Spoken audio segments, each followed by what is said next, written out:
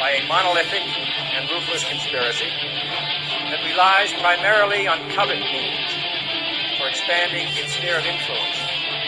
It is a system which has conscripted vast human and material resources into the building of a tightly knit, highly efficient machine that combines military, diplomatic, intelligence, economic, scientific, and political operations. Its preparations are concealed, not published. Its mistakes are buried, not headlined. Its dissenters are silenced, not praised. Millions of people just living out their lives, oblivious. Choice is an illusion created between those with power and those without. I drink your milkshake. I drink it up. Thank you, John Larson. I receive your kind words on behalf of all of our courageous members of the House of Representatives who want the best for the American people.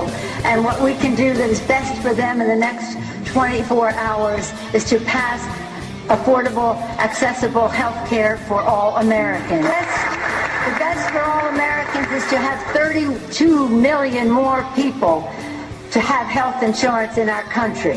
The best for... Piece of stinking filth. Shh, say it again, Shali. This is AJ of the InfoWars. Listen to the Shaliak. This is Alex Jones of InfoWars. Listen to Shaliak on the Cold Reality News and Report. This is the coolest thing I have ever seen.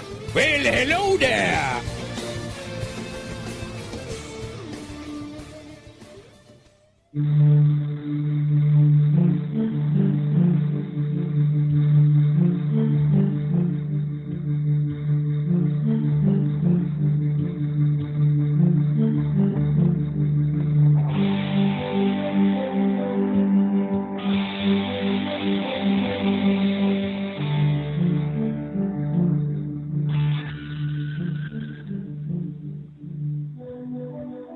This week on Cold Reality Radio.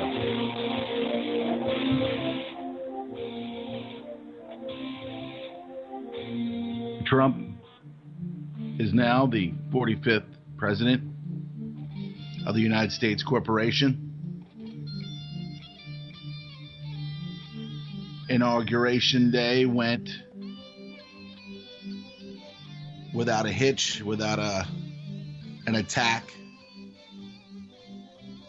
Some riots here and there. Saturday, the Women March.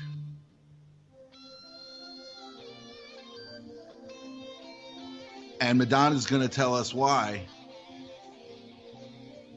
Madonna's going to tell us why.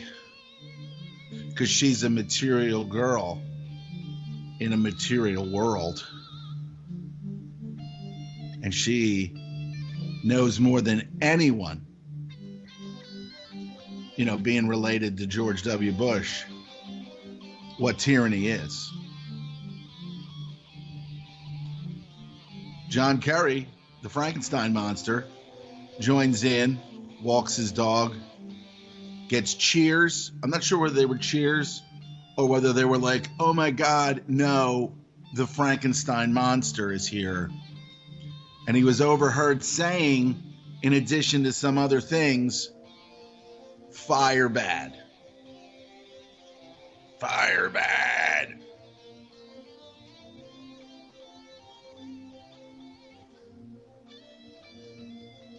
Obama, gone, but not for long. His next production, I'm sure, will be very interesting and enlightening.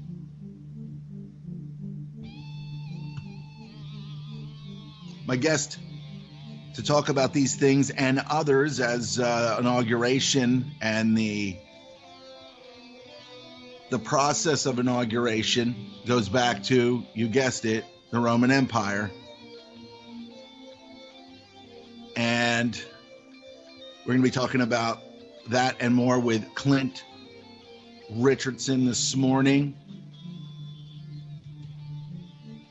here on Cold Reality Radio on the UCY.TV Broadcasting Network.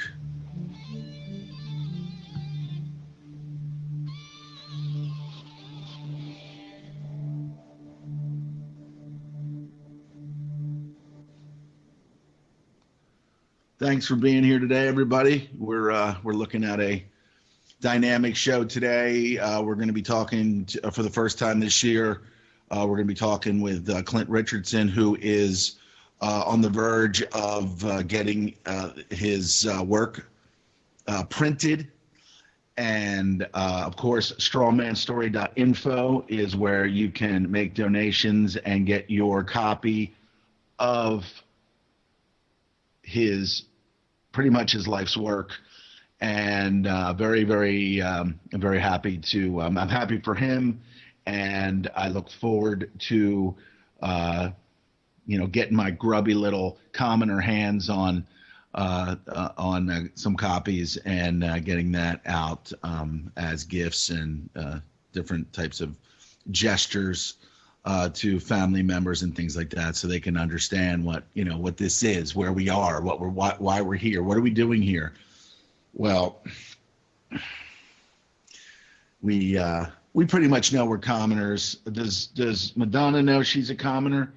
Let's take a little bit of a listen to what Madonna says, and then in about 5 minutes we're going to pull Clint in to the conversation. Let's listen to what the material girl in the material world has to say, like a virgin being tyrannized for the very first time. Are you sure about that? Can you hear me? Are you ready to shake up the world? Welcome to the revolution of love, to the rebellion, to our refusal as women to accept this new age of tyranny, where not just women are in danger, but all marginalized people, where being uniquely different right now might truly be considered a crime. It took this horrific moment of darkness to wake us the fuck up. It seems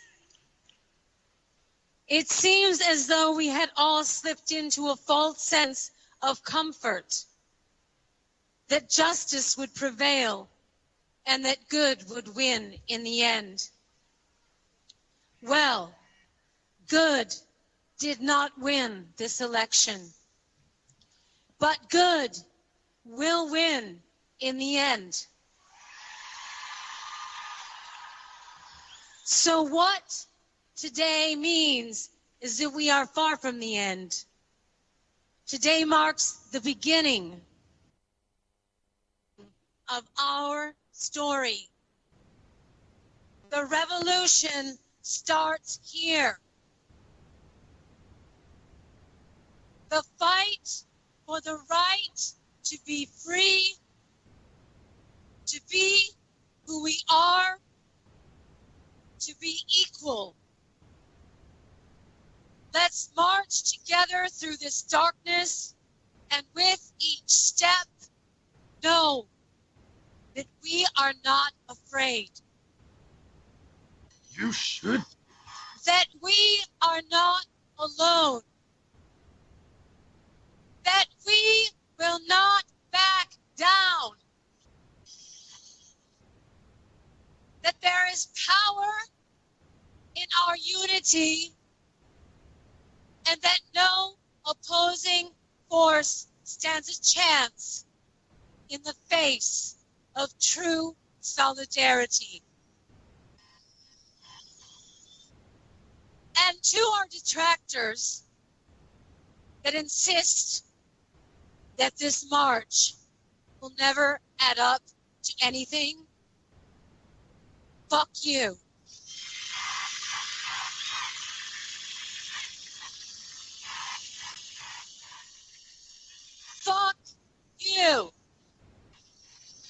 All right, so that's what Madonna's bringing to the table. The Trotskyite that she is, coming out of the woodworks, and stirring up the unrest that should have been here during the Obama administration. Where was this woman march, Clint, when for all these years that we've been supporting the Saudi regime, where they awful things are being done to women? Where was this march? Is this march overdue?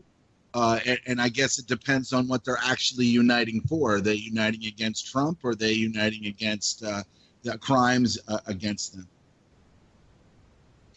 Well, all I can say is that because I've had personal experiences with that woman, all I can say is that the Bible tells us that Lucifer will appear as the light of truth. That's all I can tell you, man. The Antichrist will appear as Christ. And there will be many Antichrists. So you've got people. What I don't really get, Shali, is this: coming from Hollywood and being very, very familiar with these people. They are literally professional liars. Like, they make a living developing a character in their heads, getting that character into their souls. Some of them even say that a demon possesses them when they do it, just like rock stars also say that. And then they lie for a living. They pretend to be something they're not for a living. And yet these seem to be the number one spokesmodels for America.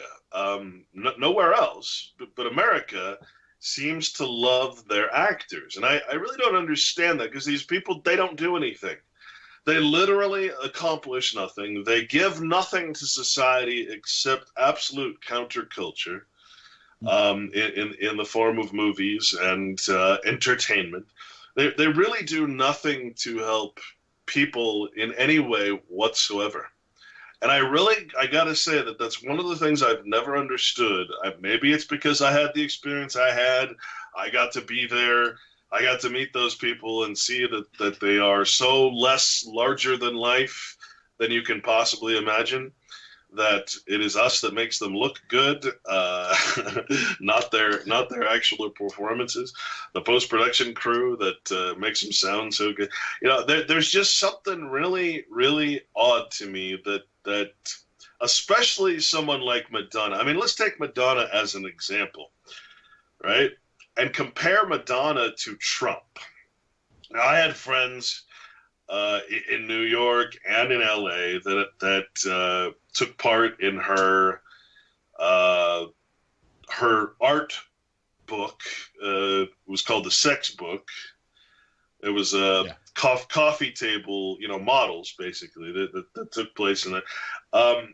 And you go back and you look, talk about, hey, grab her by the pussy. I mean, that's essentially Madonna's model, is to grab her by the pussy. That is lit. I mean, she is a very well-known deviant when it comes to that type of thing. So I really don't understand how a group of people could turn to someone like Madonna, stage name, not her real name being Ciccone or something like that, an Italian Jew, of course, a counterculture. How you can turn to someone like that who is absolutely the most disgusting whore. I mean, literally, if whore was in the Bible, she would fall under that. And take and somehow transfer some kind of innocence or some kind of well, we should follow her instead of him kind of mentality, when her history is I mean, she was friends with Anton LaVey. There's just so much. It's just mind-boggling that we should follow these professional liars, these actors. President Reagan, for instance, was a frickin' spokesmodel for products. He sold cigarettes. He said, I smoke cigarettes. I smoke this particular brand of cigarettes because they're better and they're more healthy for you, right? Then he became president. Well, that's not an honest man. That's a man who got paid to lie to you, to give you something that's going to later on cause you a massive disease. See, this is what I mean. We're looking. Our heroes are so out of place and out of touch with reality, right? That when a guy like Trump comes along and says, "Gosh, I'm going to make America great again. I'm going to bring jobs back to America. I'm going to actually follow the immigration laws. I'm going to actually follow the laws," we actually think he's nuts.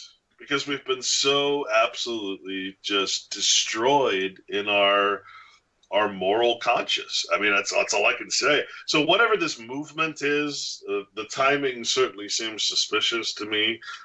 I got to be honest with you, Shali. I think we're entering into something that I sort of, I won't say I predicted it, but I said a long time ago, I said if Ron Paul ever wants to do anything in his presidency, if any third party candidate ever wants to do anything in a presidency, they're going to have to make it into a reality show. They're literally going to have to turn their campaign into a reality show and show the process so that people can understand that a third party can't actually be president. They're not allowed. The trials and travails that you have to go through to get your name on the ballot, the way that you get censored and not allowed to debate and that sort of thing. That thing has to be seen live firsthand in order for it to be. Well, that idea apparently has been taken to the extreme, and now we're entering into an era, I think, where the presidency has changed, that we are now in a reality show sort of situation. It's following what we've been, programmed with for so long now with the reality television on the tube. It only makes sense that we would get this now, and then of course the tweets and the real-time tweets, and who knows if that's going to continue. Well, and people love their gossip, right? So people are very happy to have Trump tweeting and basically responding like a dumbass to everything that comes his way. I think people like that. I hate to say it, but I think people actually love all this stuff that they're complaining about.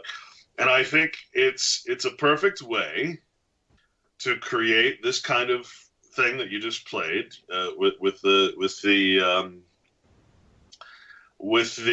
organized movements, the organized protests, which, in my opinion, are total psyops. In other words, psychological operations. It is a way to fully implement the word patriot. Now, what is a patriot, right? You take that word apart, you have two words. You have a pat riot. What does that mean? Well, you know what a riot is. You have a bunch of people ready to riot.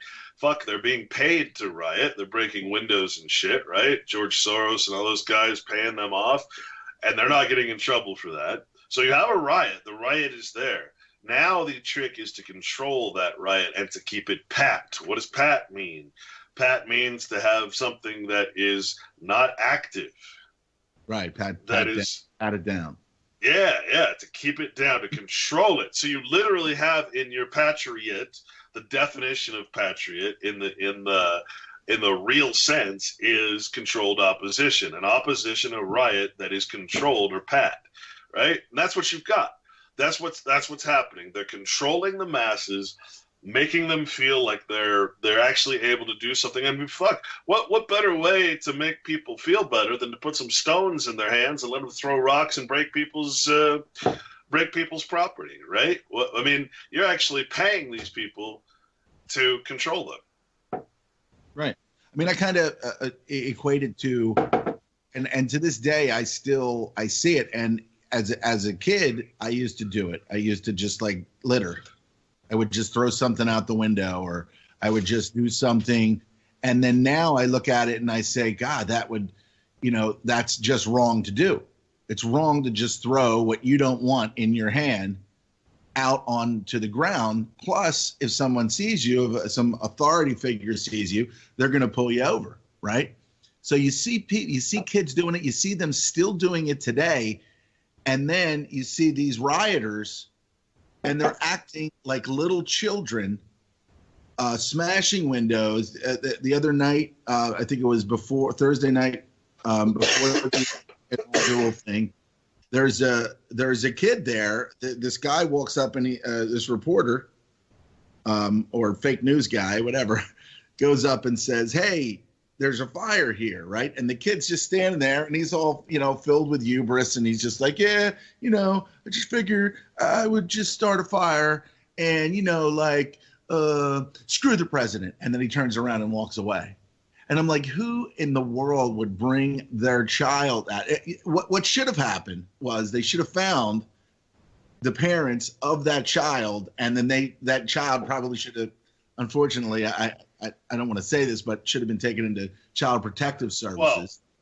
Well, think of America right now as a nation of children that is full of children without a parental figure, right? I mean, I was watching. What I find fascinating, Shali, is when I started at RBN so many years ago, 3 years ago, 4 years ago. One of the things that I found so intriguing when I was talking to John Statmiller, he said, look, we've got a real problem, and that is that the news is breaking apart. The news is becoming two different entities. The news is becoming it's becoming the far left, as we call it today, sort of lying machine that it's always been, the Project Mockingbird, if you will, of propaganda. And then Fox News is breaking apart, and it's becoming us. It's literally trying to become the alternative news. It's trying to become the Patriot movement, if you will. And so they started Patriot Radio on Sirius XM, where they have Sean Hannity and all these guys, which, as we know, are mainstream people, but they refer to themselves now as not they don't even refer themselves as the mainstream news. They actually report on Fox News now about the mainstream news and how it lies to people as if they are not the mainstream news. And so now we have this division, you turn back and forth. I'm fascinated when I turn back and forth between these channels, between any of the Fox channels and any of the news channels, to see the division, to see the purposeful misleading of both of these, to where the Fox News channel has now become the truth movement. Or what they sort of want to pass off as the truth movement, as us. Again, they're selling gold and silver. They're selling storable food. They're selling fear. They're selling everything that you could need to make a business out of fear and basically lies. So it's just like the truth movement. and so we've got that now. We've got this division in the news to where you're getting two sides of a story or two different stories, and literally, again, a reality show, a left-right reality show of, it's really hard to explain, but this is what John was saying is happening, and over the years I've seen it now take hold and take fruition. Back from that first Patriot Radio show. I don't know what to say to that. It's like everything's been turned upside down and on its head. But that seems to be what's guiding people, is people are either watching one channel or the other, but not both necessarily. Because if you're watching both, you can see the psyop, you can see what they're doing, and it's obvious that one is supporting the other by being against it, and that's a hard concept for. When you're talking about psychological warfare, the just like the Democratic and the Republican Party have to appear to be against each other in order to prop each other up. Because if you're not going to vote for one, well, then the appealing party is going to be the opposite party, or what you think is the opposite party. And so the Democratic and Republican parties are two pillars that when one falls, the other one supports the other, and then next time the other one falls, right? And then you just keep having the same shit, the same people that pretend to be different parties, and That's where we're at, man. We're in a giant reality show where nothing is fucking real, and that's the meme. Nothing is real, right? Holographic universe. Nothing exists. Nothing is real. That's Satanism. That is literally Satanism. Yeah, I mean, you look at it. You look at the stuff that's basic, or you hear the things that come out of Trump's mouth when he was asked about gay marriage, and he said, it's already done. He said they voted on it, and it's done. I have no interest in reversing that. Okay, they asked him point blank. But here's the thing: all you have to do, and this is the goal that they have, is that they put out fake information, and it's absorbed instantly by those who are like fervently waiting for that information, like a dog waiting for a treat.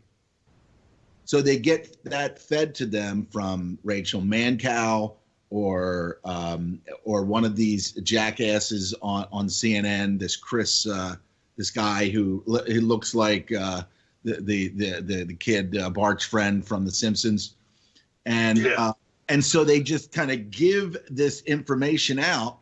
And they know that no matter whether it's true or not, this small percentage of society is going to grapple it. They're going to pull it in, and they're going to use it like it's reality, like it's real. So even if later they have to, maybe swing back the other way and say, hey, you know what, we have to retract some of that, or retract this or retract that. It doesn't even matter if it's retracted. It's already a thing, and it's being repeated. Like Trump's a racist. Now, I'm not supporting Trump in any way other than I'm just cautiously optimistic that maybe he's going to do some things, but I'm also equally pessimistic because he's right in bed with Bibi, and he's right in line with wanting to deal with Iran. I mean, he's fallen right into that Neil kind of thing. So his cabinet, his cabinet is purely Zionist. Yep.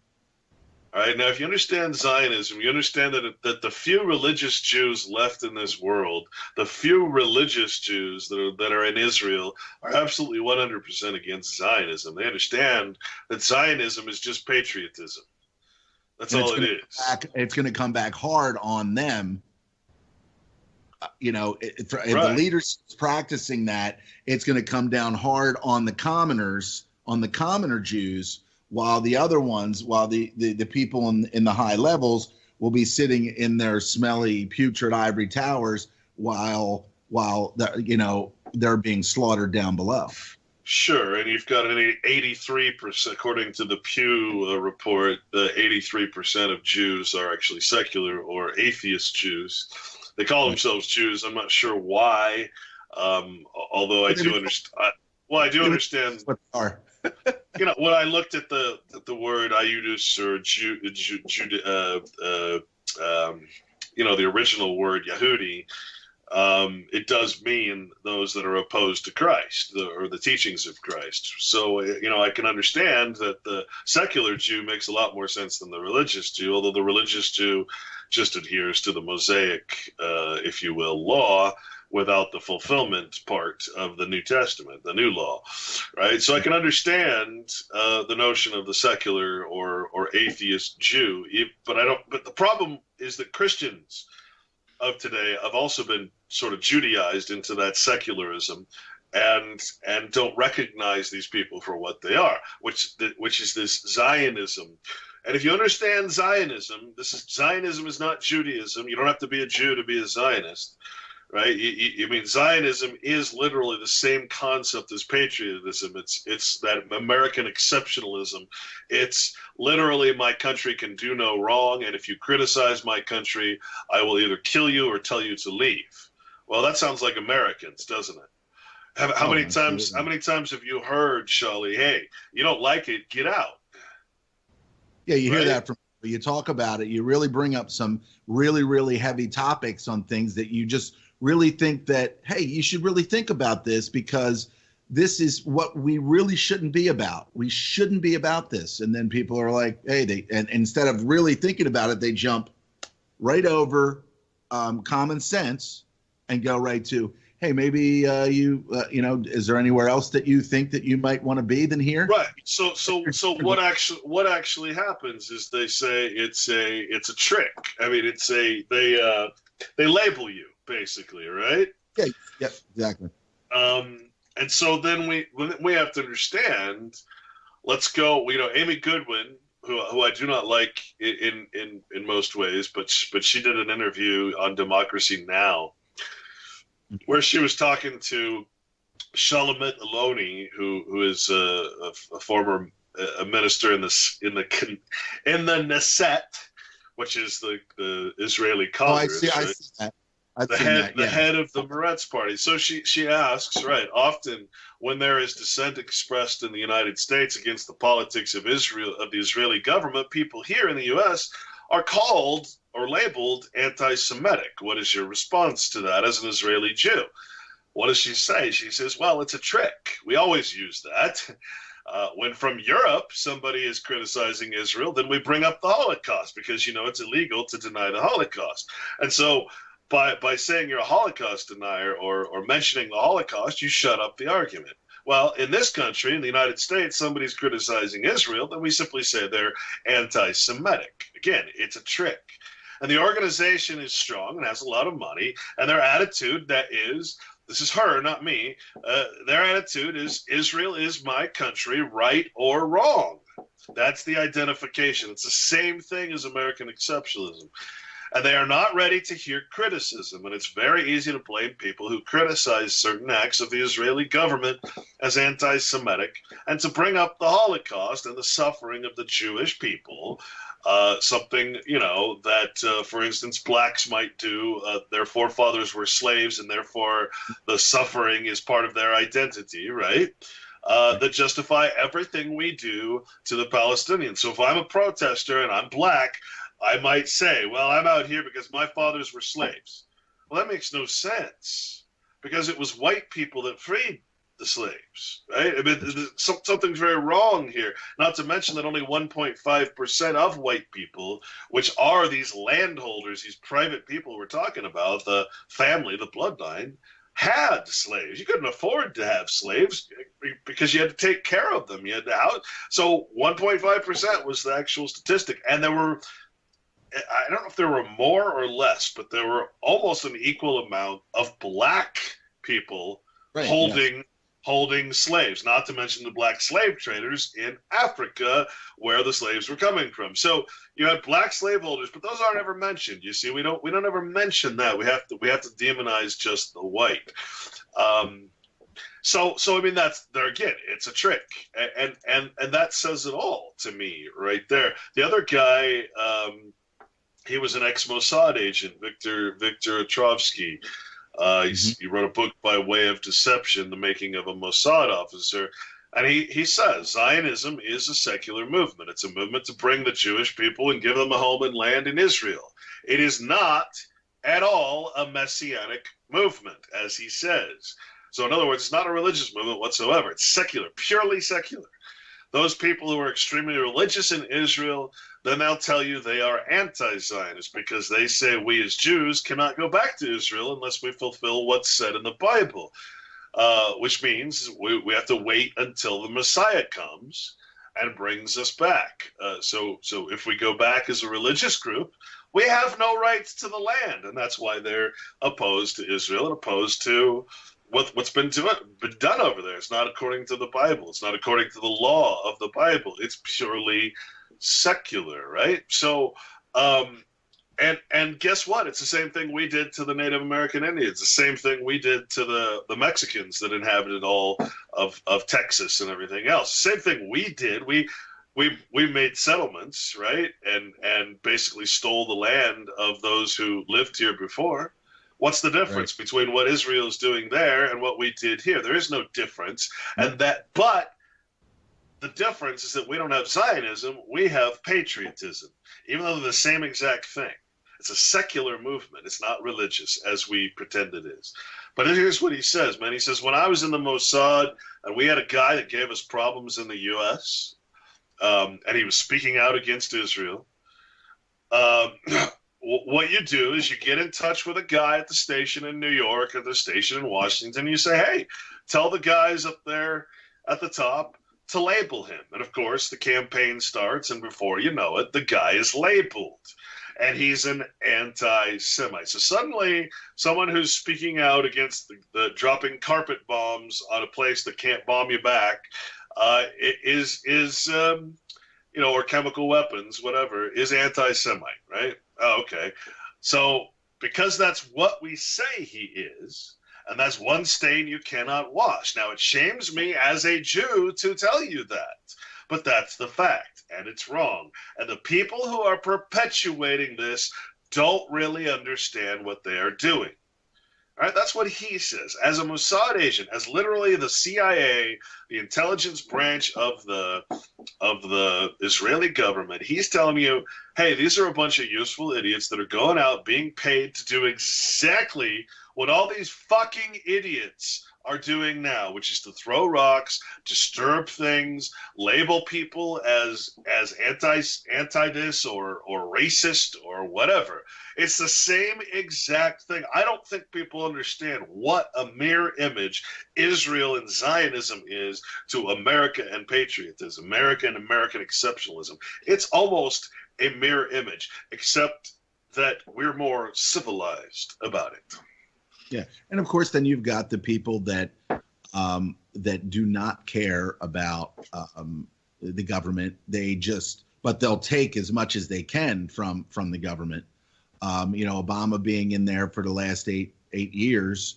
I'm going to call it the Obama effect, because once we've since his inauguration, his two inaugurations, and his time in the White House.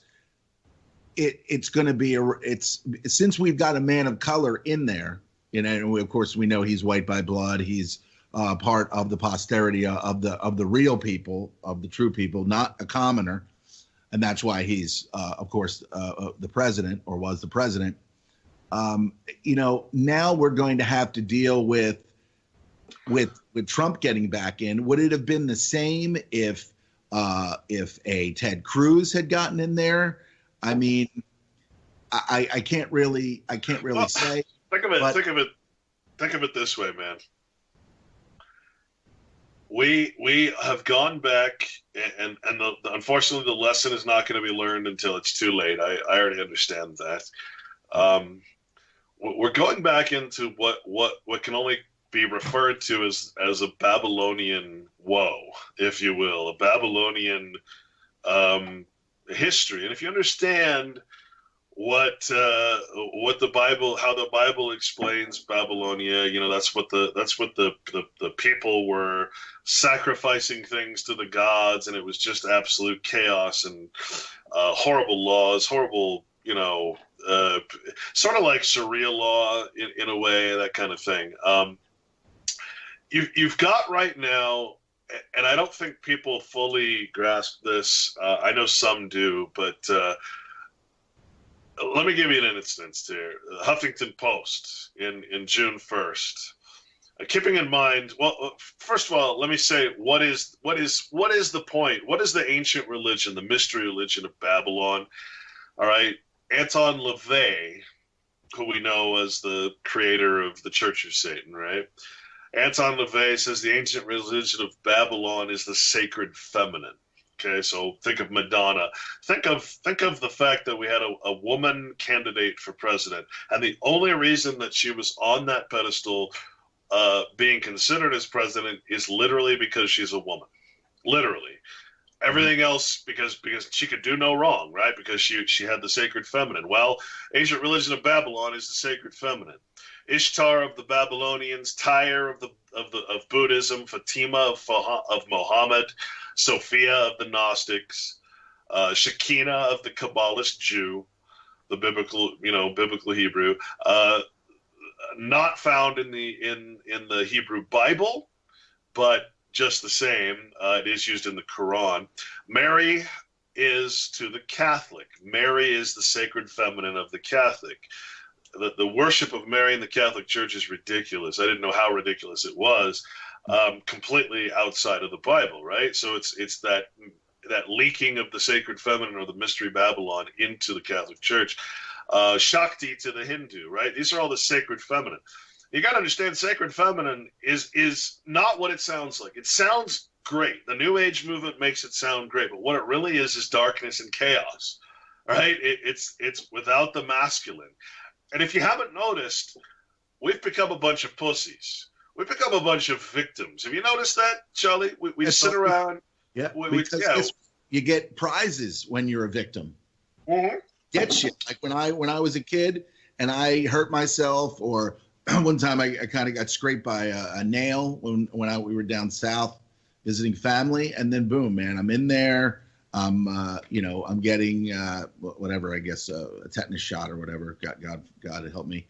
And I mean, ice cream, this, that. So when people are victims, they're like automatically, I'm getting something. I'm going to get something from this. And whoever, and then of course they play on that. The media plays on it. Everybody, kind of. Right, but and you'll do it again because there's no masculine force there to beat the shit out of you or to tell you that you shouldn't do it, right? Mm-hmm.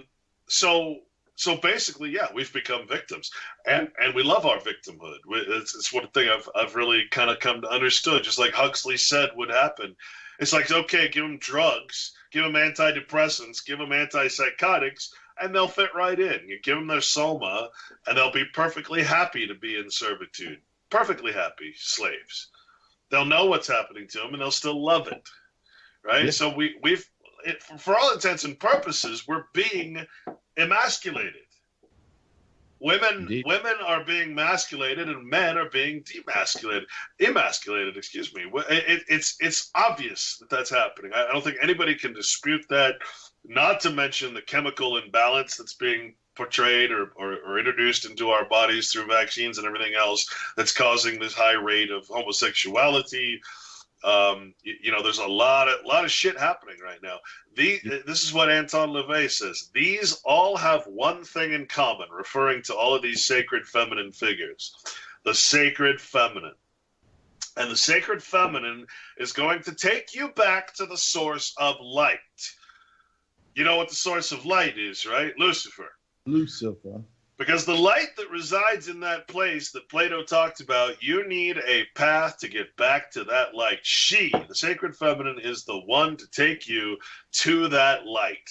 Now, who do you think that light is? Lucifer, he is the light bearer. Then he says Satan represents, and this is the important part, because we just saw Madonna as the sacred feminine. Madonna is the perfect example of the sacred feminine because she's not feminine. She's fucking like a dominatrix. She's like a man in high heels, but she's, obviously anatomically not. But she represents exactly what this next statement says, and this is what's happening to our society. And this is why I'm so interested in this spiritual law, this moral compass that comes from the Bible. I now understand because you can't have Satanism without the Bible. You can't have what's opposite to the Bible without the Bible in the first place. Satan represents indulgence instead of abstinence. Satan represents vital existence instead of spiritual pipe dreams. Satan represents undefiled wisdom instead of hypocritical self-deceit. Satan represents all of the so-called sins as they all lead to physical, mental, or emotional gratification. So what he's basically saying here is that the sacred feminine, which leads to Satan, which leads to Lucifer, the light, the false light of knowledge, he's basically saying that let's take what's happening in epigenomics right now, in the creation of life. I saw a video the other day that just blew my fucking mind. Where CRISPR related? Well, no. DNA, they've mapped the DNA. They've now got these kits that you can actually go online, start rearranging fucking DNA like it's a puzzle, send in your finished product to this company, and then they will print out on like a 3D printer. They will like print out whatever it is that whatever life form you just created. Right? You create a little dinosaur, you create a little elephant, or some other thing that's never been seen by life or by God or whatever you want to say. Right? They'll print it for you. You've just created your own life form by rearranging DNA particles to the preferences and to the point that you want. And they show this horrible creation. Where it's something connected to a computer thing, and it looks like something out of a science fiction horror movie, and it's got one leg and it's trying to move around with that one leg, right? Doesn't know what it's doing, but it's like Patrick Jordan explains, it's leading us towards hell. Hell being basically our brains being immortalized on a computer chip, right? The AI or the transhumanism. So literally, that is knowledge, undefiled wisdom, knowledge without any control, without any moral law that is voluntary. See, that's the problem with the moral law, is that it's voluntary, is that it can't be enforced. It has to be something that comes from you and every scientist and every doctor and every lawyer. It has to be something that's on the inside of each man. That's the problem with the spiritual, the moral law. It's not enforceable by the legal law. In fact, it's quite hated. It's licensed against. In other words, you get a license so you can break the moral law, right? So that's where we're at right now. We're sitting in a demasculated point where no one is standing up in what I say is a war. A war. I say right now, folks, we are at war. We are at war with those who have absolutely satanic, according to LaVey's definition, who have this Babylonian sort of mentality of seeking knowledge without limit, seeking expansion of things without purpose. Speaking, I mean, you're literally in a moral, spiritual war right now. And if we continue to sit here and allow the sacred feminine like Madonna to be our role model, to allow professional liars, professional actors to be role models, we are dead already. We are so pat in our riot. We are so controlled in our opposition that we are going to be wiped out by technology. We are at the point now where there's no turning back, where we will see in the very near future things that literally represent the end of life as we know it. And I don't know how to put that in any way that doesn't sound like some science fiction movie.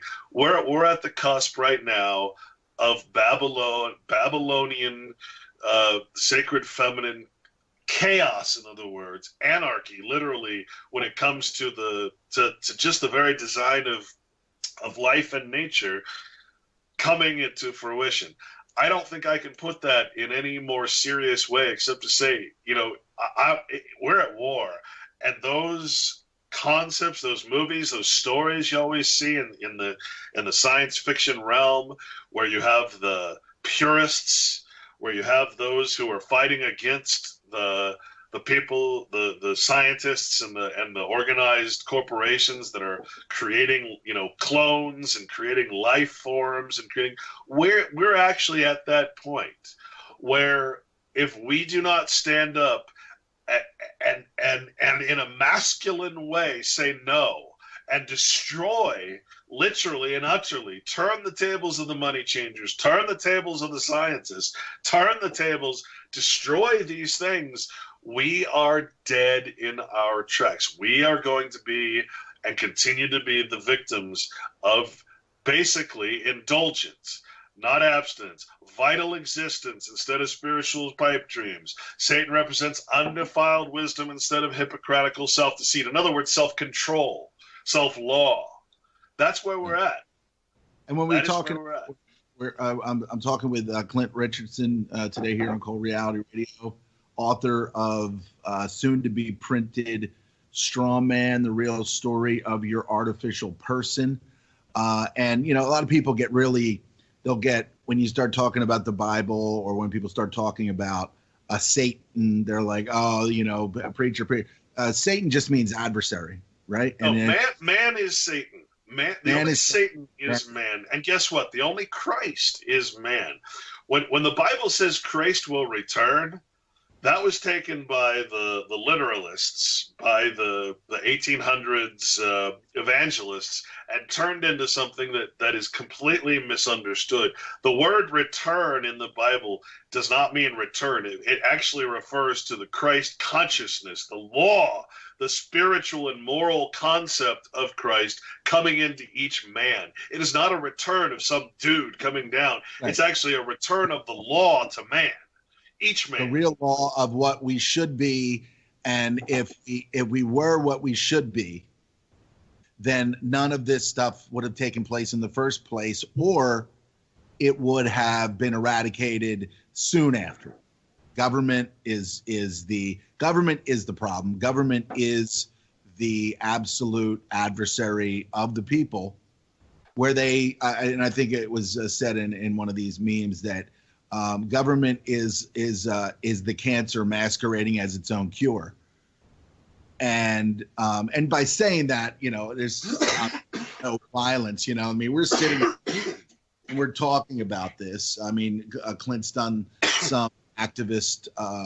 He's been out there doing his thing, speaking with people. You can see him in videos and things out there. But never was this for Clint, for me, anyone. This never was about violence or anything like that. Unfortunately, what we're seeing now is the adversary creating the divide and conquer. We saw it throughout the debates with Trump and Hillary cousins, where they sat there and she talked about how women make 78 cents when men make $1. And he's going to take your Planned Parenthood away, which is a eugenics operation that was put together solely for the purpose of killing your baby, killing off our species. Slowly. While at the same time, right? While at the same time, giving you birth control, which will almost assuredly cause some kind of imbalance and or disease in your body, and among other things that we probably haven't even found out about yet. Well, but don't forget, there's also the sort of, I wouldn't say opposite of that, but you also have to have a workforce. And so in Brave New World, Huxley talked about, before it ever could happen, Huxley talked about manipulating the genetic code, the DNA, to produce alphas, betas, gammas, and deltas, right? So well, guess what? They've been doing that too. It's called autism. You've got a perfect workforce in the autistic community. You got corporations literally striving to implement programs to be able to hire autistic children and autistic adults to do a certain type of work that suits that mentality that they've created. So there's a lot more to eugenics than just death. It's also, like I said, this creation of the A, B, C, and D category, mentality to create a workforce, to create a certain class of people. Yeah, right. Let me say one more thing. I know you want to take a break, but just to give you an example of this notion of feminism, of Babylonian sacred feminism, the mystery religion coming to fruition. We already understand that we have identity issues. Gender identity is becoming, this huge thing. That, of course, is the sacred feminine aspect. Just because because the term sacred feminine sounds like holding the woman sacred, but that's not what it means. Okay, that's not what the term sacred feminine means. Sacred is cursed, right? Well, anything you hold sacred that is not of God is then cursed. So any altar, any church, any building, anything that's made by man, then the word sacred actually becomes cursed. If you understand that God is nature and self-existence, and man is everything else. Man is everything satanic to that. All art, all technology. It doesn't mean it's purely, it doesn't mean you have to avoid all technology and it's all evil and da da da da da. No, you just have to understand the concept, and because you understand the concept that what is fake can never be more sacred than what is real, right? What is of nature. Well, yeah, the sacred feminine says, well, what knowledge of artificial things is more important than knowledge of the real of nature, essentially. But this is from the Huffington Post, 2015. The Church of England group wants to call God a she. Church of England group wants to call God a she. The Church of England group that successfully campaigned to ordain female bishops is now fighting for greater gender inclusivity by saying God should be called both he and she. Orthodox theology says all human beings are made in the image of God, that God does not have a gender. Now, the point here is I call God it. That's I've been doing that for a long time because I understand that, again, that God is everything in existence as meant in the word Jehovah. I understand the purpose or the meaning of the word. And I also understand that I cannot deny God, because if I deny God, then I'm denying literally existence, because that's what God is defined as. Okay, that becomes Satanism. That becomes anarchy, basically. Or it's amazing how there was so much religious during the inauguration. They had a rabbi there. They had different people from the DC area, where it was all Jesus and all this other stuff, where they had to use the mystical, the control of the church and the state together. Right. And so, yeah, see, that's the problem. See, Christianity doesn't have a sacred feminine. Christianity, Christ was very, he was violent in the true meaning of the word. In other words, he wouldn't hesitate to turn over the tables of the money changers to teach them a lesson, right? He wouldn't hesitate to defend himself, that kind of thing. He would teach the slaves to defend themselves by turning the other cheek. People say, well, that means that means that in the law, you can only hit the slave on one side of the cheek. If you hit him on the right side of the cheek, then you've broken the law and the slave can defend himself. So that's what turn the other cheek actually means, right? He wasn't being peaceful. He was being violent. He was saying, look, defend yourselves, turn the other cheek, right? People, these stories are so out of context with people that they actually take it in the feminine, in the dumbed down version, if you will, right? So Christianity doesn't have a sacred feminine except in the Catholic Church, which is the worship of Mary. And Mary is worshipped much more than any other figure in that church, including Christ. Christ calls herself Madonna to totally blaspheme that. Right? Mother Mary Madonna, right? So, Christ is just, Christ is dead to the Catholic Church. It's death worship. That's why they got him hanging up there on the crucifix. They don't worship his life, because then they'd have to follow the law, follow his words. They don't want to do that. So they want the Pope to be Christ and be infallible. So it's a very scary thing when you realize the depth of that. And so basically you've got all the ancient religions of Babylon now forming, including Christianity, because of course the Catholic Church is sort of reeling back in. All the Protestant breakaway religions are now pledging their allegiance back to the Catholic Church. And so now you're seeing the sacred feminine. You're seeing the molding of all these churches and all these religions. Like I said, I mentioned Ishtar of the Babylonians, Tyr of Buddhism, Fatima, Sophia of the Gnostics, the Jews had Shekinah, Mary's to the Catholics, right? So you're Shakti to the Hindu. You're seeing the sacred feminine become, they talk about one world religion or one unified religion, but it's really more than that. It's actually the feminization in the capacity that we're talking about, the worship of what we talked about, which is just this unrepentant knowledge, unending progress. Nothing stopping anything from anything goes. In other words, all sins are going to become legal, if you will. That's what we're talking about here. We're talking literally, but we're talking about the one world religion. We're talking about the religion of the sacred feminine, or Lucifer, which is the false light, basically, or the light of things, light of knowledge that is not true, or not. When the Sanskrit actually defines the word Lucifer as truth. And you got to realize that so does the court system, the legal court system, the legal law also defines lies as the truth. So when we're talking about Lucifer meaning the truth, just as the Bible says that that Lucifer will appear as the light of Christ, even though it's a lie.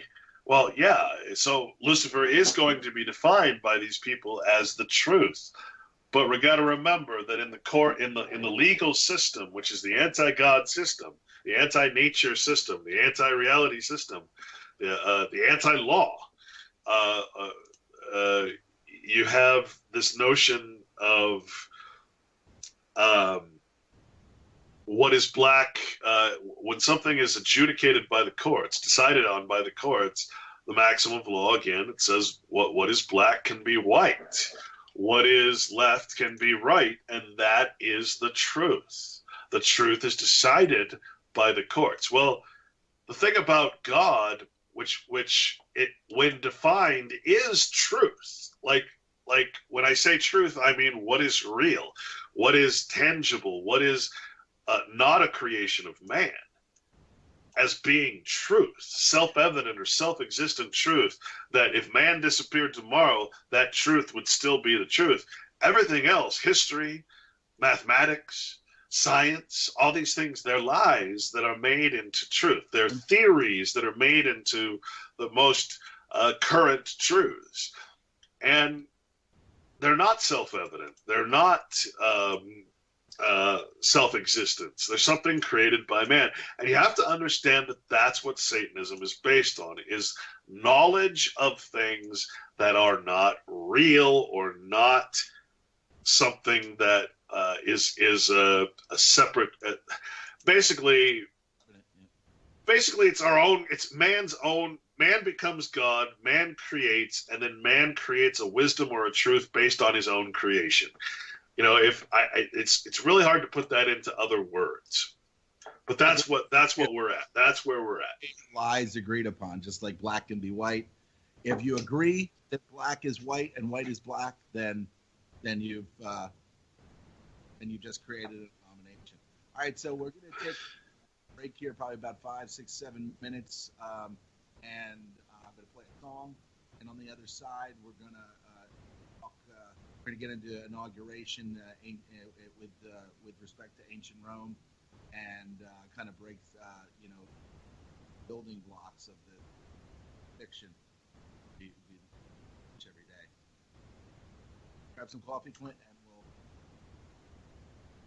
Sounds good.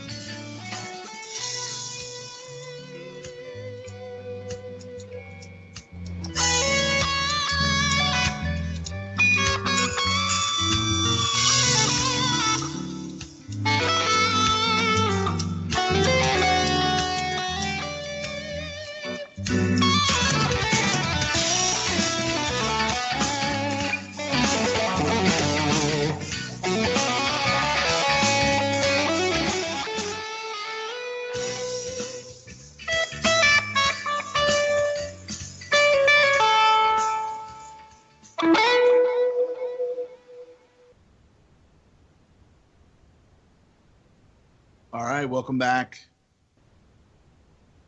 Little break there from at the top of the hour to because we never when I have Clint on we never really kind of take breaks and stuff, and then sometimes that we have to maybe use the restroom or do something like that. So it's like try to get a little bit more structure in here after 4 or 5 years of podcasting on my behalf.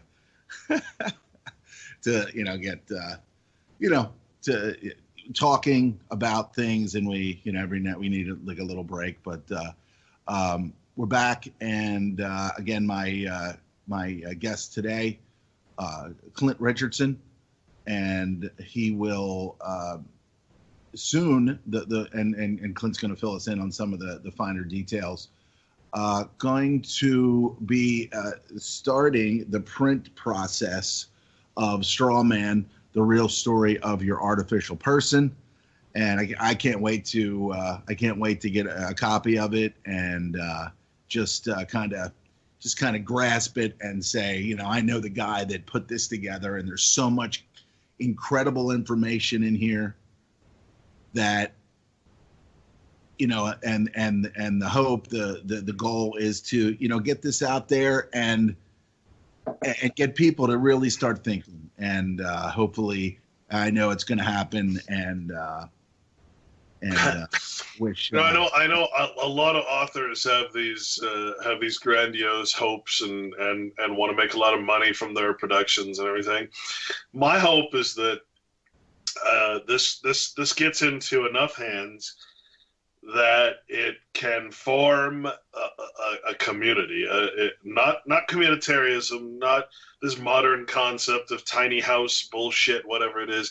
No, I mean a true lawful mindset in people, so that people finally understand not only the difference between the moral law, the written law and the unwritten law, which again we call the spiritual law,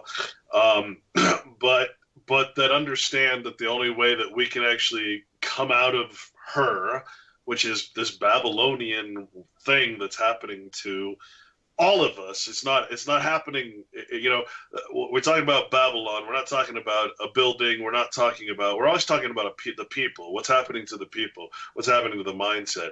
I'm hoping to, because now I understand the intricacies between the different systems of law, the language, and everything else. I'm hoping to help other people understand that, so that they can see right through everything that's happening.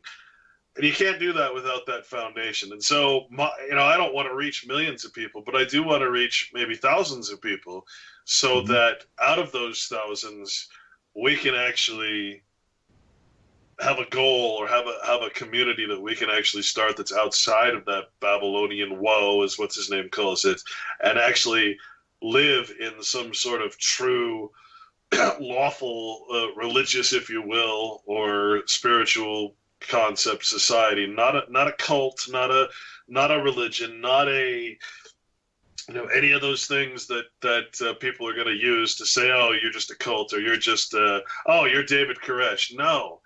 I don't think you really grasp, and you won't grasp it until you actually read the concept and you understand what natural equity and equality and the natural law truly is, until you truly know what these things mean. And for God's sake, until you actually understand even the words of the Bible. How many people have read the Bible and never even known what the word God means? I mean, not what I think it means, but how it's actually used in the Bible. How many people have read the Bible without knowing what the word God or what the word Jesus means? Right? It doesn't mean a man. It means a concept. It means a purpose. It has an intention. And if you're reading the Bible without knowing what these words mean, I mean, that's like reading a geometry problem without understanding what A and B and C represents, right? It's like you can't do the equation. They make they're, like I've heard you say before that it's like God is like a verb, or Jehovah is like a verb. They try to turn it into God into a thing, or like, a personhood, so that you're focusing on something of physical, spiritual, when you should be looking at it in other terms. And God is a verb, and if you understand what that means, it means that God is happening right now. God is. It's not a dude hanging out in the sky. It's the sky. It's like everything, right? All at once. It's life itself. It's existence, and that's what's so fascinating about it. Because to worship it is hell. That's why they say the body is the temple of God. If you're mistreating your body, you're mistreating God. You're part of it. This is the amazing thing about it. That's why people were so religious at some point. There again, religion has been turned into a noun, a name, a title, a flattering, pointless, worthless, valueless title. Right? Priest, yeah, cardinal, all of judge. Judge is another example. When you judge somebody, you're committing a verb. When you are a judge, you're a noun. You see, the difference is amazing. Noun just means name.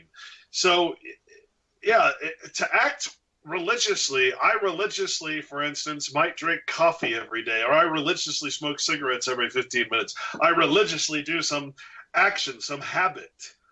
That doesn't mean I'm in a religion.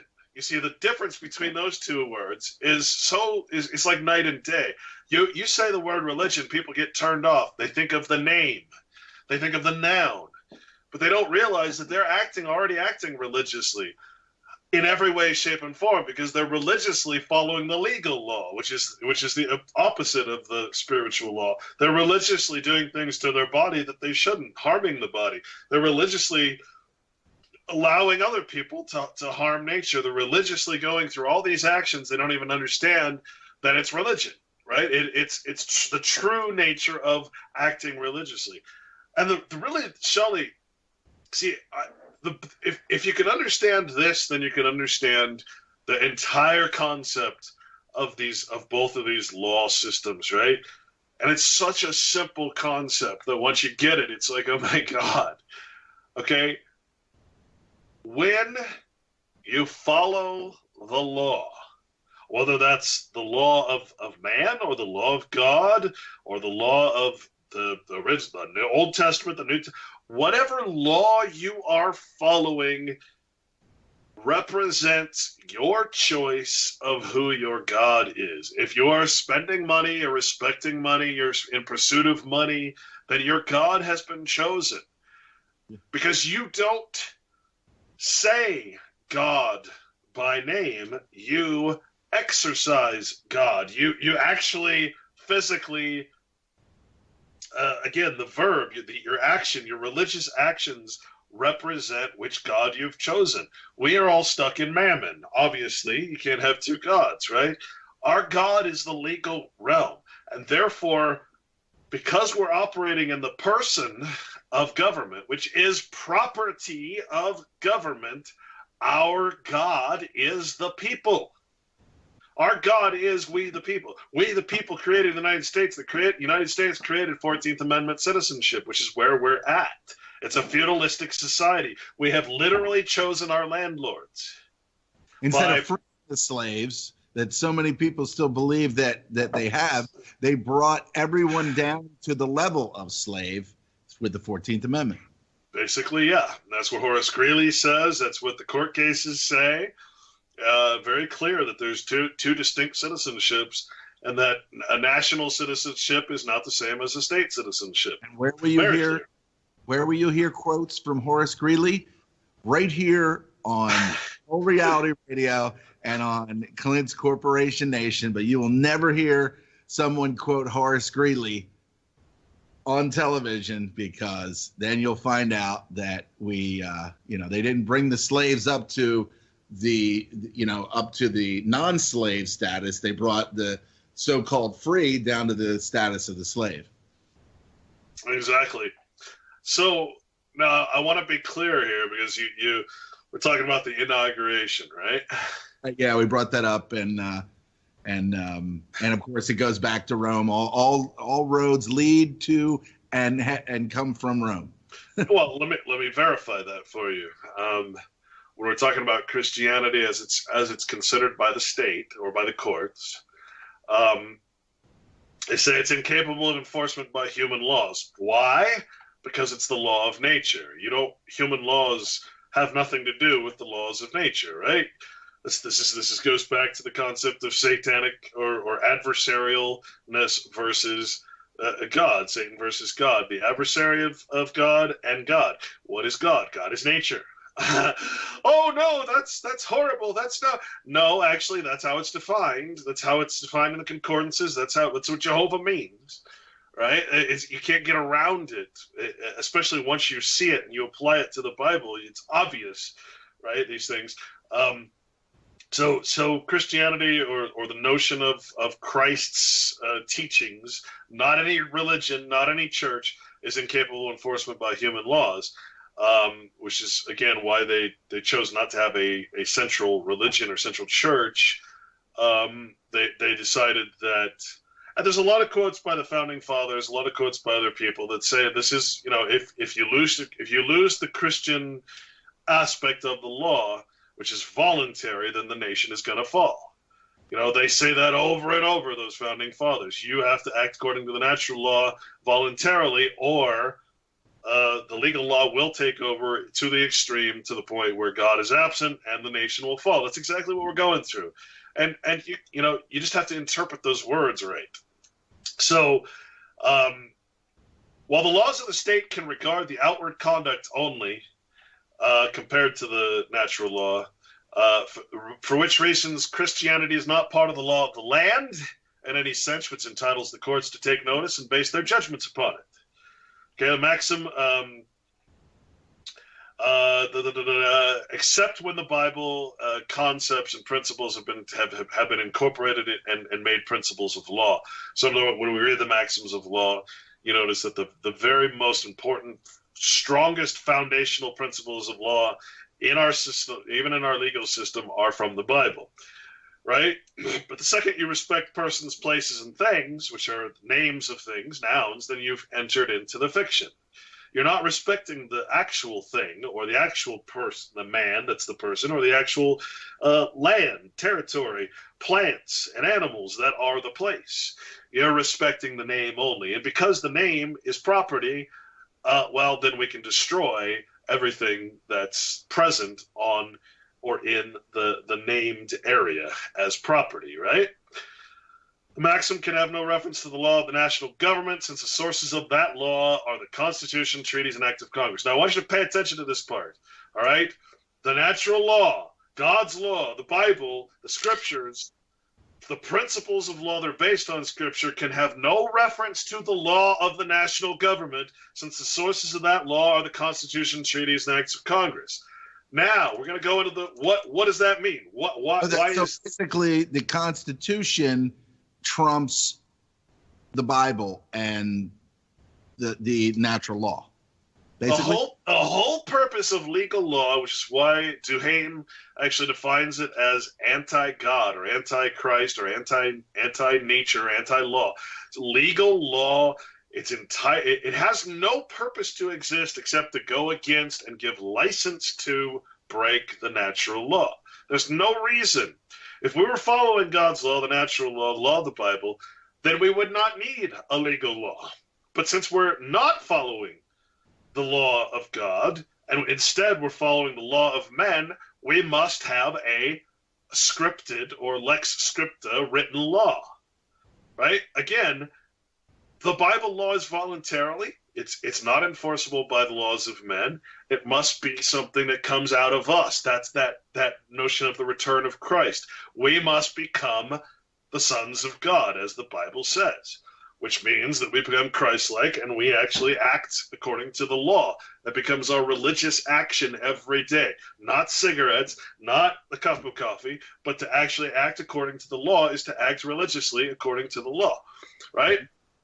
So lex scripta is defined as the written law, the opposite of that. So that's the legal law. Law deriving its force not from usage, but from express legislative enactment or statute law.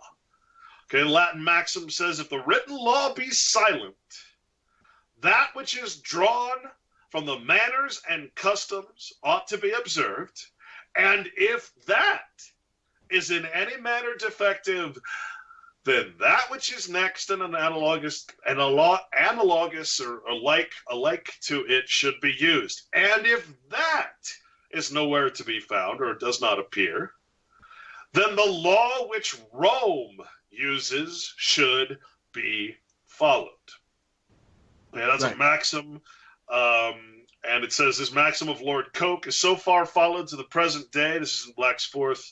That in cases where there's no precedent in the English courts, the civil law is always heard with respect and often, though not necessarily followed. So in other words, when you go to court and there's no precedent, the fucking Roman pagan law is what is going to be applied to, because the moral scriptural law, I mean, literally, judges are asked to recuse themselves if their religion says that this law should not be applied. In other words, a judge is not allowed to allow his moral compass, his spiritual compass, to get in the way of his job in the legal realm. Right? You think about that for a while, okay? We always go back to the Roman law. We are under the Roman law. If you go into Congress and you see the busts that are in the back of Congress, which they'll never show you on TV, those are the lawmakers. Those lawmakers start from Hammurabi and go all throughout the Roman, the popes, the Justinian, that kind of thing. Some of these guys didn't even exist. Okay, that's where your law is coming from. Right. Okay. The fiction that they created from the fiction that they created, this law that trumps natural law. It's like spitting in the face of God, or true. I mean, you can call it the satanic law, because all satanic means is that which is adversarial to nature or God or law.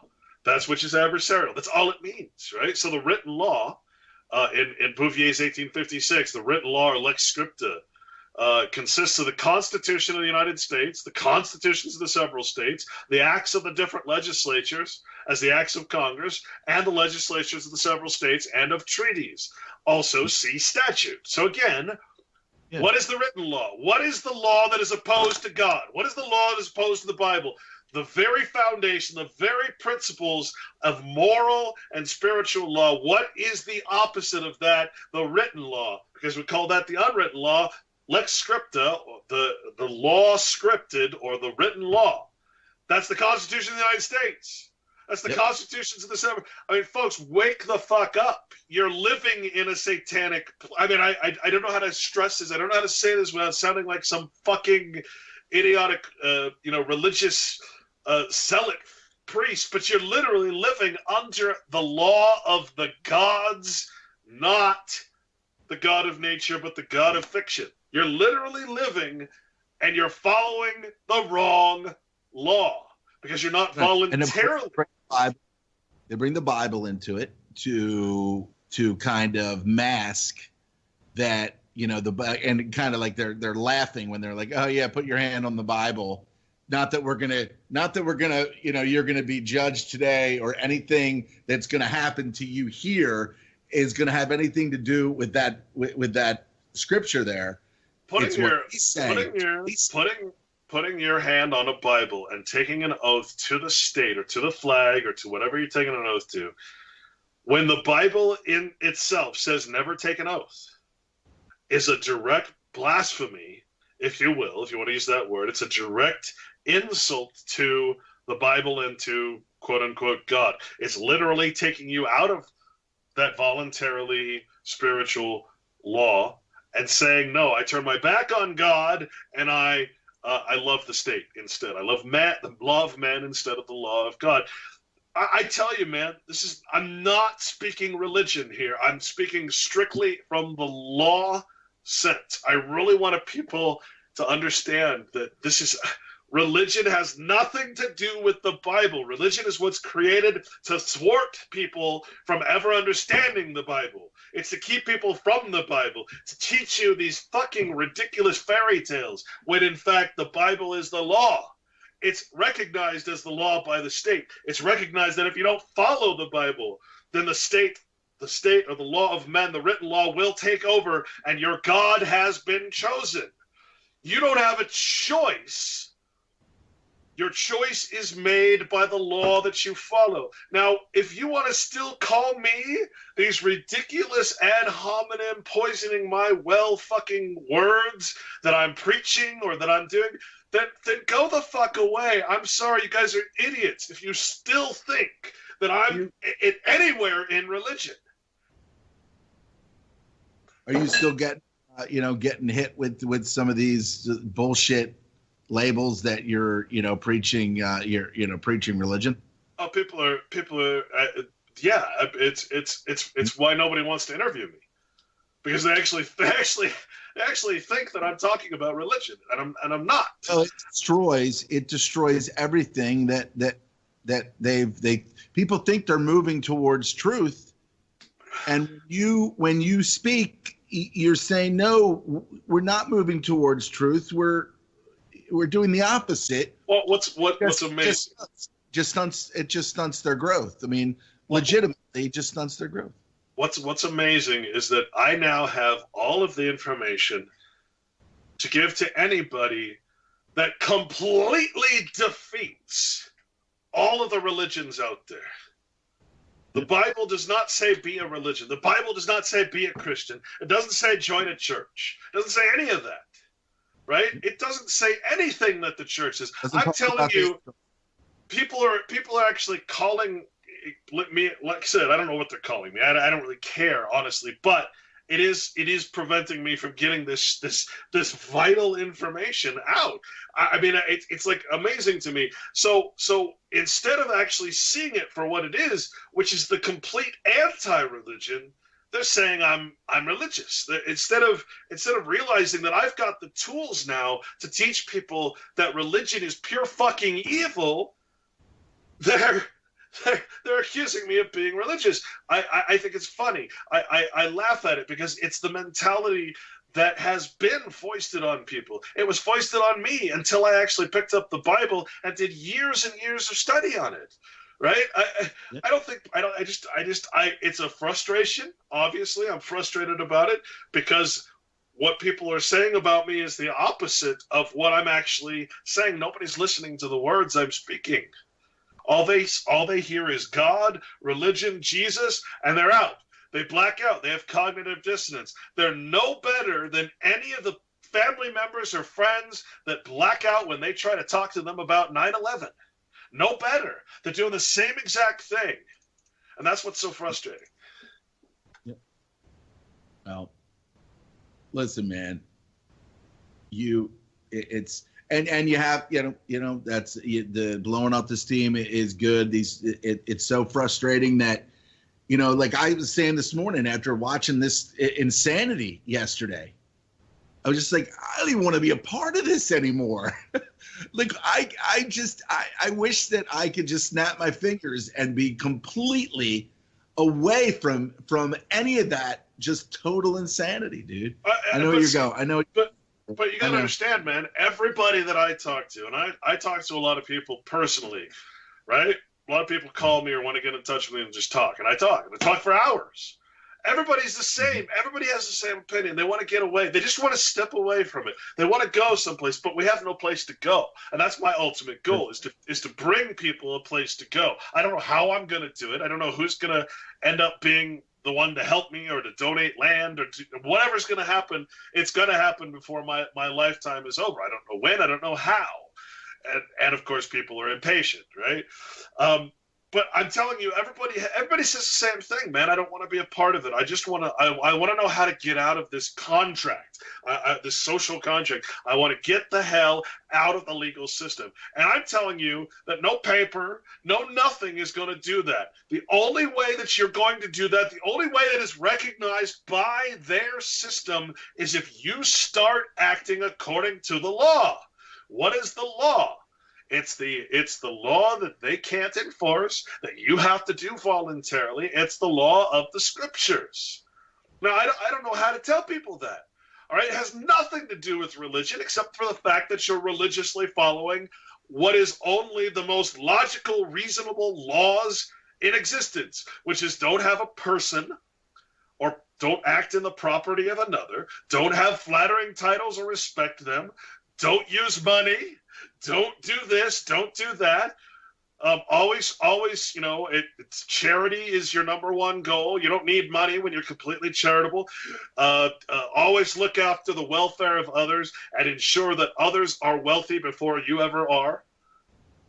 Right? These are all the most foundational, basic laws of nature. They're self-evident. They don't need to be, or they can't be put into the laws of man, because the laws of man only have to do with money. Every single law on the books has to do with money in some way or the other, right?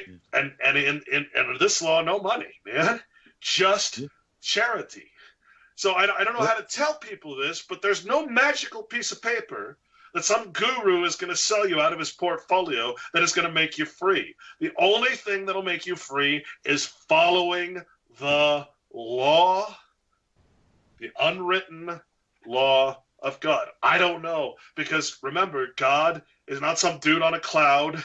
He didn't deliver, some stones to me and tell me, this is what you got to. No, this is what the Bible says. This is what the law says, and this is what the state recognizes as the foundation of law. If you don't understand that, if you're not reasonable enough to come down off this ridiculous high horse that everybody's on, hate religion, therefore hate the Bible, when the Bible has nothing to do with religion, I don't know what to tell people.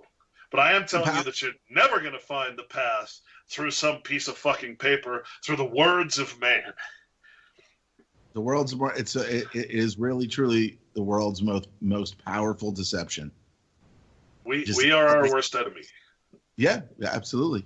I mean, from buying into the church, buying into these things, it's so hard for people to. Not only do they have the cognitive dissonance to to right away just steer away from religion, so that they'll never get close to understanding what is right and what is good and what's true. But you've got the years and years of absolute indoctrination in all aspects of life, and it truly is a nightmare. And like Patrick says, this is hell. This is hell. And of course they tell us, oh, there's another hell, and then there's a heaven, there's an afterlife, which again, another thing that's not in the Bible.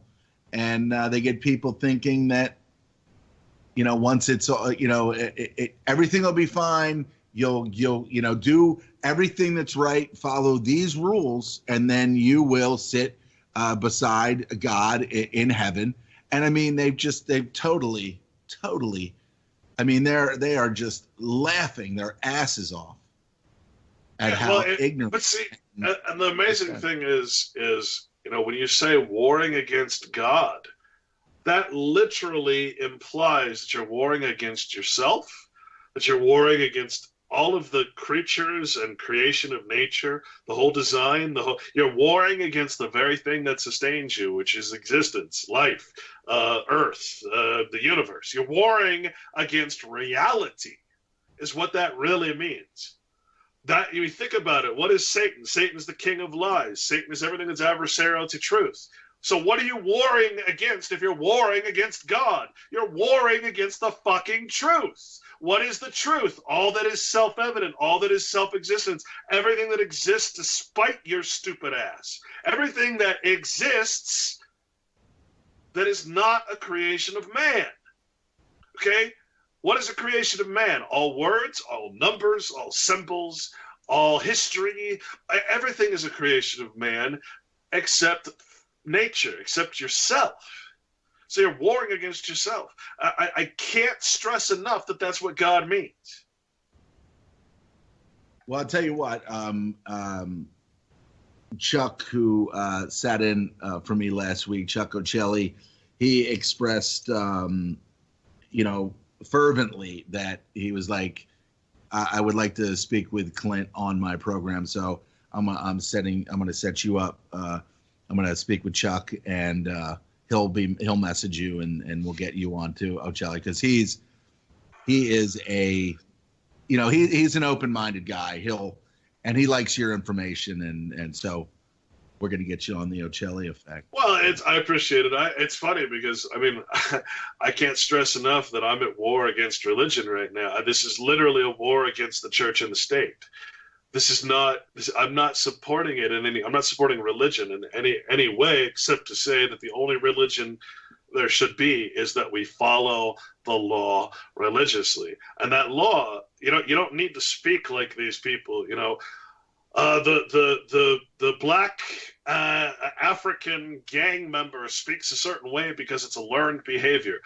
Likewise, right? He speaks in eubonics, basically, right? You learn that, right? Well, likewise, the typical Christian out there, the corporate Christian, the false titled Christian that does nothing, has nothing to do with the law or the Bible, it just goes to church every Sunday and does that. They speak in a way that is a learned behavior. They speak in that religious, ridiculous fucking way that turns everybody off, because they don't have any spirituality in truth. And they're worshiping an idol. They're worshiping Christ as an exterior thing instead of an interior thing, right? Yeah. And so, of course, people are turned off to anybody who actually speaks the truth about religion and the truth about the Bible, because they're so used to these Christian personalities and this learned language and inflection that people have. When you turn on the TV and you see these evangelists, and they're the only people that speak in that way. You know what I'm talking about, right?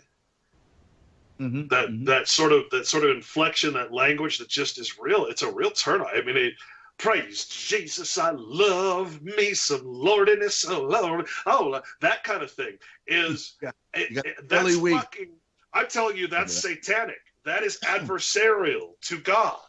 That is adversarial to truth. That is adversarial to knowledge. because it's externalizing. It's externalizing. People love the Joel Osteen. He's just another, Oh my God.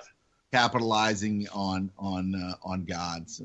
Anybody who tells you to pray for money to solve your problems is obviously not following the Bible. I mean, right there, that eliminates almost everyone on TV. In fact, it eliminates everyone on TV.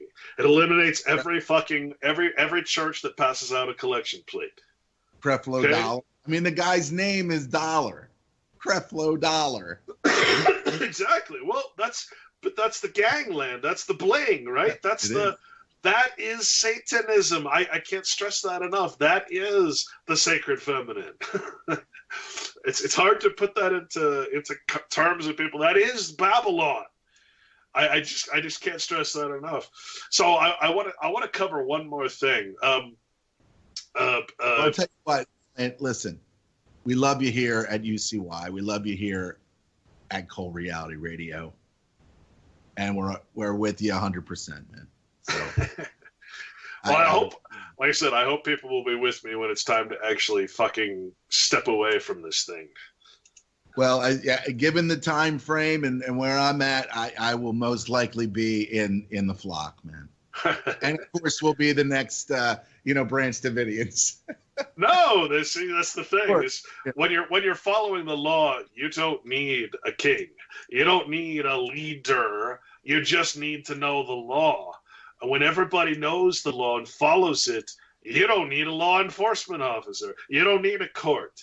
This is again, these are all legal aspects. If you know the law and follow it, you can't get into debt. Yeah. Because you have no money. All law is based on money. So here's what I've figured out, man. And I'm going to offend some people right now. And you know what? I honestly don't give a shit. There's I remember all those interviews I did with KW. Yeah. Which really helped me to understand the concept of private, public, all the land holding stuff and all that stuff. Well, here's what I've figured out. After having a couple conversations with some of the people that are in KW's little research group, little Skype group, and seeing the way that they react to certain things, one of the things that KW did that always bothered me was that he would use the Bible and he would sort of twist the words to make it fit into his agenda. And that's what I find a lot of people doing. What KW did was he accepted money. He accepted money as damages. Instead of land. Right. So in other words, as reparations for the land that was stolen from his family. What does he get when he does that? Well, he gets a reward, which God would say is the reward of mammon, right? The word of devil. He gets a worthless currency in exchange for what would be the only actual wealth, which is land. And if you're not familiar with this, you can read the book.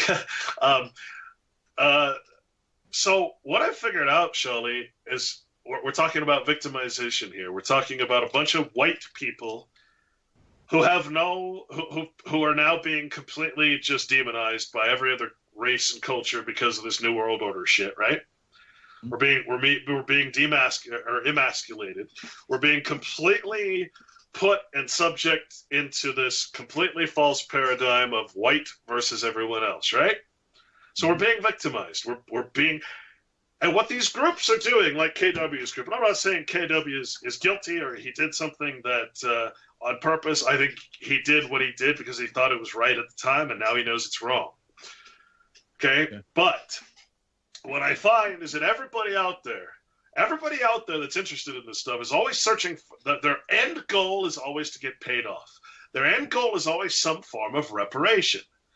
Well, you stole this, you stole my property from my parents 200 years ago, therefore I want some kind of payoff. That seems to be the pot of gold at the end of the rainbow. For other people, it's the redemption process, right? Redemption being a word that really can only be applied to Christ. But I want redemption in the legal realm, which means I go into the UCC commercial law, I become a secured party creditor, and I get paid off in the end by that pot of gold under the rainbow. See, the problem is the rainbow doesn't have an end. It's an illusion. The rainbow cannot be found. The end of the rainbow doesn't exist. And the pot of gold at the end of the rainbow does not exist. Why? Well, for one thing, money is fiction. Doesn't exist as anything in nature. Its value is completely arbitrary and completely something that is an agreement between two persons, two users of that currency or that tool. It's an IOU, so it's like musical chairs. When you get stuck with the money at the end of the road, when the music stops playing and the money becomes worthless, I'm stuck with a bunch of paper that has no value. At one point, it had a value because I could trade it for someone, and then all of a sudden, my IOU turns into their IOU, and they can trade that IOU to someone else. But in fact, it's debt. It's a debt. I'm giving you a debt in exchange for an asset. Right? So in the end, someone's going to be holding a debt, an IOU, a piece of paper that has no value because no one will accept it. I think your audience is understanding of that. Mm-hmm. All right? Well, that's what people are seeking. People are seeking a debt to give them some sort of, feeling of gaining something where it was, where in the past it was stolen. When the birth certification process started and all the escheats of the land started, and we started losing all of our property, losing all of our ability to actually have our feet on the land, right? So what am I trying to say here? Well, as a white sort of class, if you will, one of the biggest things we complain about are, for instance, the reparations that are sent to Israel. Right? We send a couple $1 billion, I don't know how many, $10 billion a year to Israel as some sort of reparation for the Jews, right?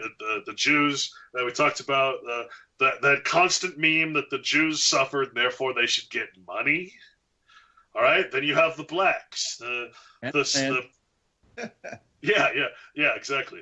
The blacks must get reparations from all whites, even though only 1.5% of whites actually held slaves, and more black slaveholders than white, and all the ships that shipped them, according to Jewish authors. They're very proud to say they were Jewish-owned ships.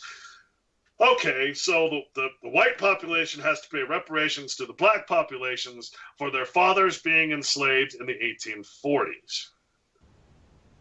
Okay. So how many generations is that? 10 or 12 generations later, these people are going to get money, a debt, an IOU, for something that happened long ago. Well, so you tell me, what is the difference? And it took me this long to figure this out, and that I was playing into it.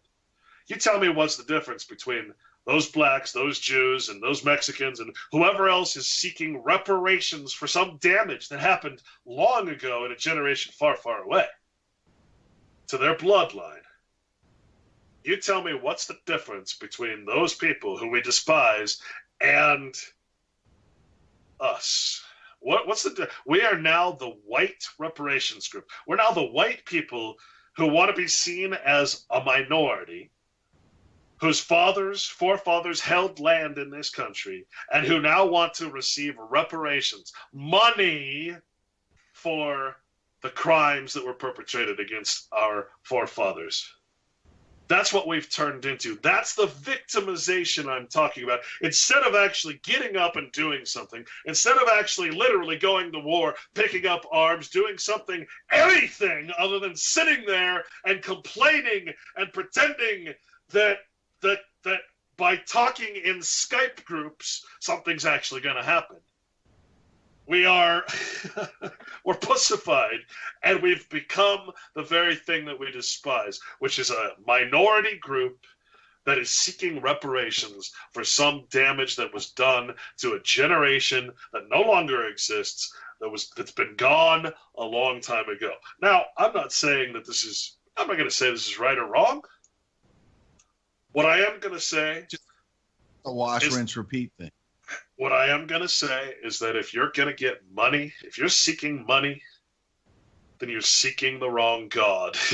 You're seeking for all the wrong reasons. You're going to get damages, you're going to get reparations, which literally means that you're accepting a fucking bribe that says if you take this money, then you forgive us for doing what we did. You forgive us, white people, even though most white people had nothing to do with it.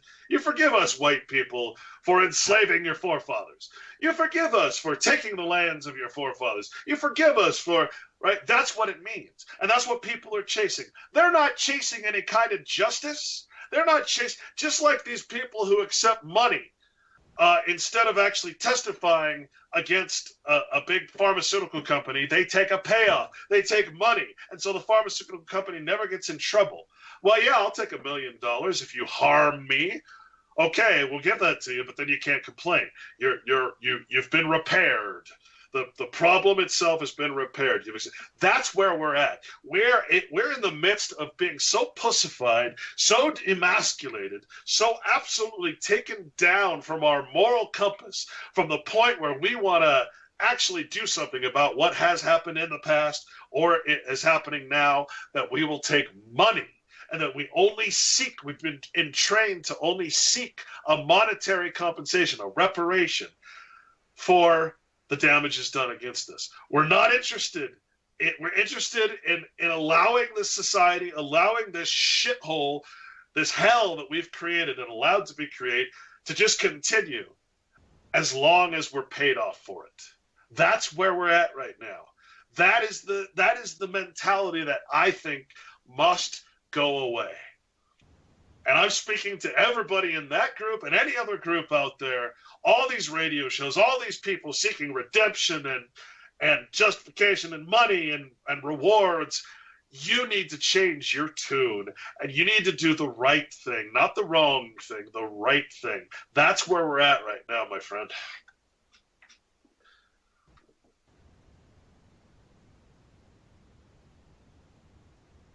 You there? Yeah, I'm here. I just, it's going to take a huge effort to get people to turn the tide on their own greed. And like you said in the beginning, it's pretty much a foregone conclusion that we are, we can open some minds, we can get some people to understand what's been done and what we can personally do.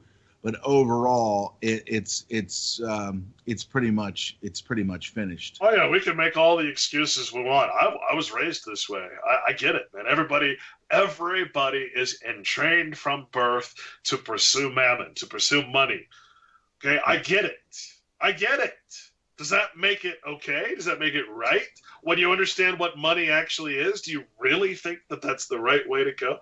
I'm saying we have to have a crisis of conscience. We have to actually literally wake up from ourselves as our own worst enemy. We must know ourselves. We must realize that we, in fact, are what is satanic towards our own best interests. Not anybody else, not the system. Quit blaming the Rothschilds and the Rockefellers. Blame your fucking self. Yourself is the problem. And the Bible is all about respecting the self as the self and no other title, not a victim. No, you're not poor, you're not wealthy. These are all flattering titles that mean nothing. See, that's the most important lesson that you learn from the Bible, is that you and only you are responsible for everything that happens to you. No one else is responsible. You want the Rockefellers and the Rothschilds to have no power? Stop using their fucking money. Stop using their products. Stop empowering them to have power over you. That's all it boils down to. That would definitely cut the head off the snake. Let them fall in the last musical chair where they're holding all the fucking money and the debt. They invest in debt because they know you're good for it. Because you actually believe that the debt exists. Yep. It is. Well, thanks for everybody hanging out today here at Cold Reality Radio on UCY.tv. Remember, Clint's work is going to be printed very soon, so get over to strawmanstory.info and enlighten yourself and maybe pick up a copy and or a couple copies, and then turn on somebody to the reality that is. Thanks, Shali.